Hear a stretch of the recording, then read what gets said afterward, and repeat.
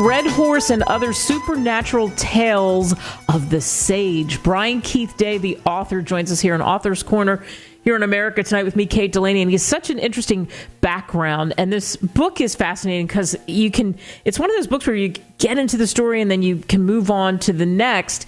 And Brian and I had a great off-air conversation, and if we lived near each other, he'd be one of my favorite people for a couple of different reasons, not just the writing, but making a living installing and servicing heating and air conditioning equipment. I can't tell you how much I would need an insider on that. And so he's also an insider on people and all that knowledge that goes into what can pour out into any kind of a novel or any kind of a story. So, Brian, thanks for coming on.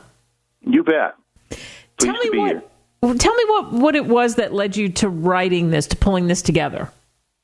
Well, first off, it's an anthology of, I think, 4 short stories and a longer work novella, about 100 pages, called Red Horse. The Red Horse story was inspired by one of the many service calls I do in my line of work. Many years ago, I went into a house where there was an elderly couple. And this is Wyoming, and we're actually in Native American Central here. There's just across the border in Montana, there's a Crow Indian reservation and a Northern Cheyenne reservation. This is right near where the Custer battlefield and the Fetterman massacre occurred.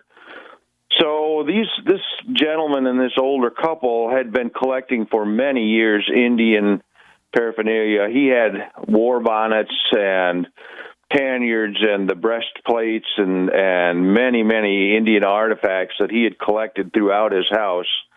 And, of course, this fascinated me while I was supposedly doing my job. And when I got done with my service call, I talked to him about all these artifacts, and he said, well, did you see the skulls? And I thought, skulls? What are you talking about? So he took me downstairs, and here on a shelf were 2 human skulls, quite old and weathered. And one of them had a bullet hole in the forehead, and, of course, the back of it blown out. And the other one was even more grisly. The whole top of the cranium had been not just scalped, but totally removed, so it was more like a bowl. And I thought, wow. And, of course, now this is way before the days of political correctness, and he'd been collecting them forever. So he probably purchased or found these from people who were willing to part with them. So anyway, I said, having also noticed they were pretty religious people in the house, I said, do these skulls ever bother you that they're in this house? And he said, no, but I had one that I collected in pieces many years ago. And ever since I'd had that skull, it always seemed like someone was in the room watching me all the time. And ultimately, he gave it to a friend, and he asked the friend later on how he was getting along with that skull. And the friend said, ever since I had that in my house, it seemed like somebody was always watching me. So I basically disposed of it somewheres along the line.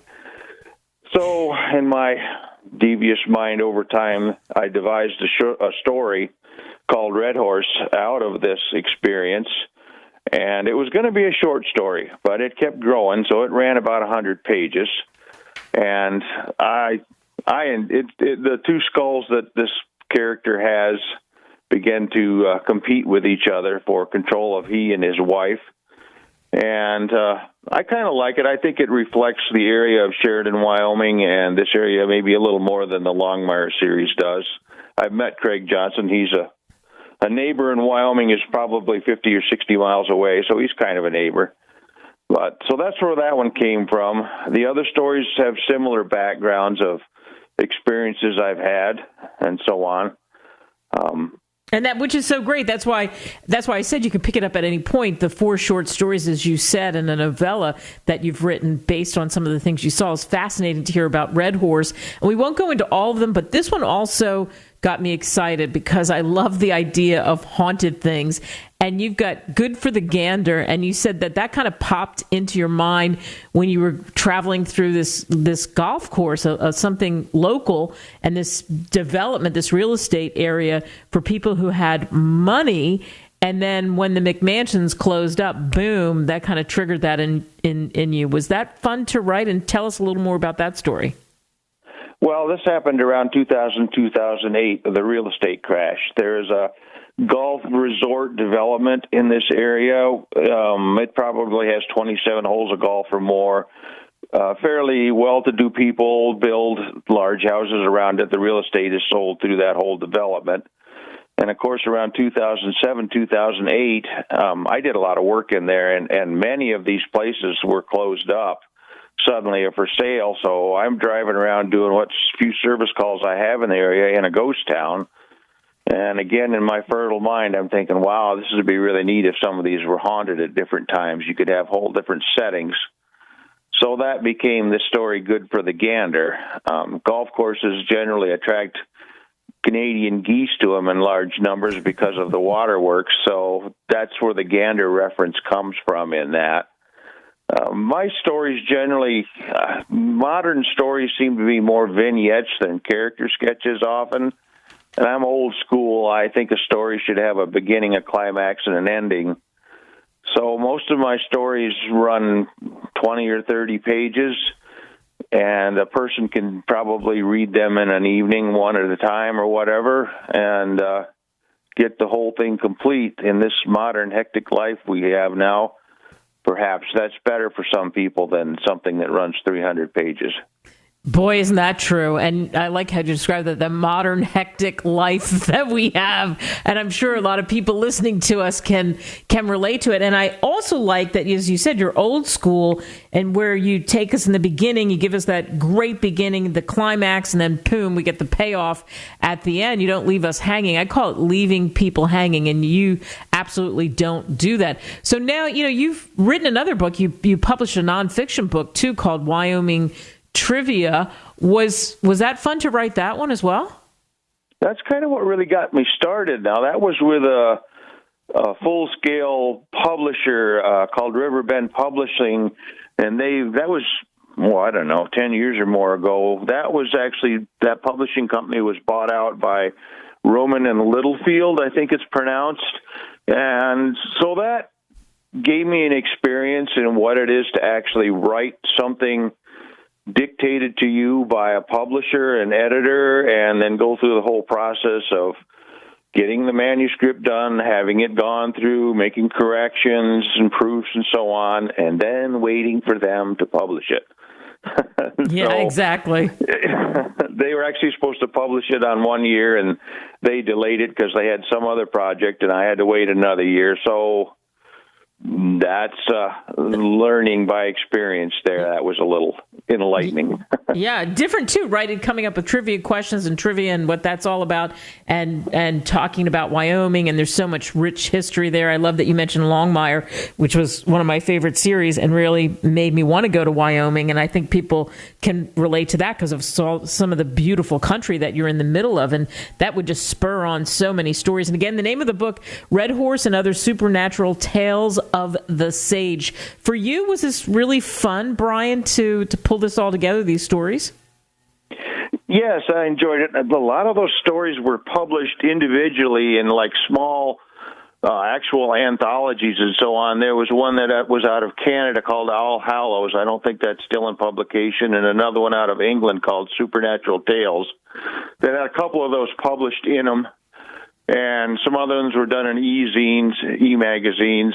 And then I had written the Red Horse story, which was lengthy, and I'm going, geez, I've got 250 pages here. I think I'll write another one, which is where the story in there called Gold of Deadwood came to kind of fill that out.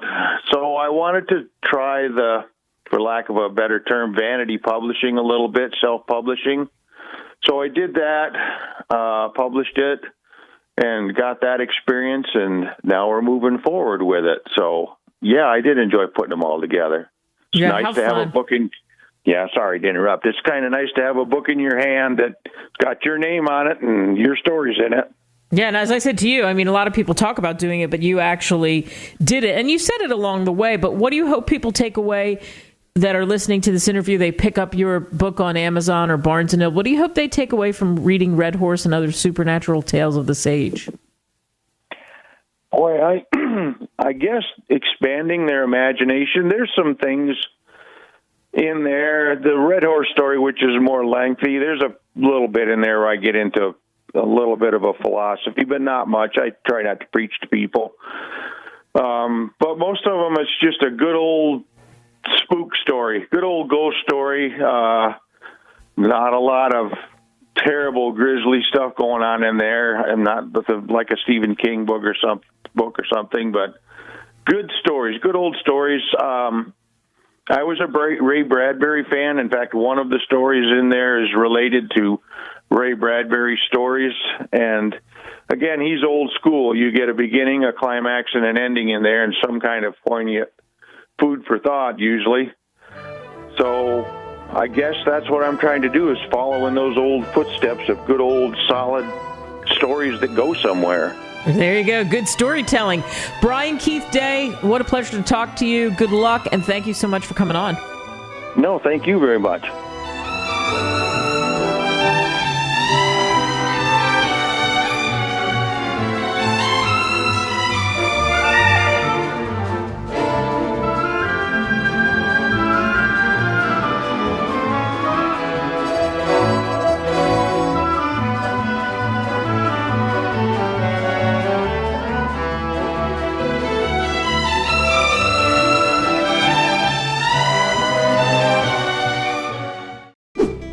Visit www.greatwritersmedia.com. Email us at info@greatwritersmedia.com. Call us at 877-600-5469. Subscribe now.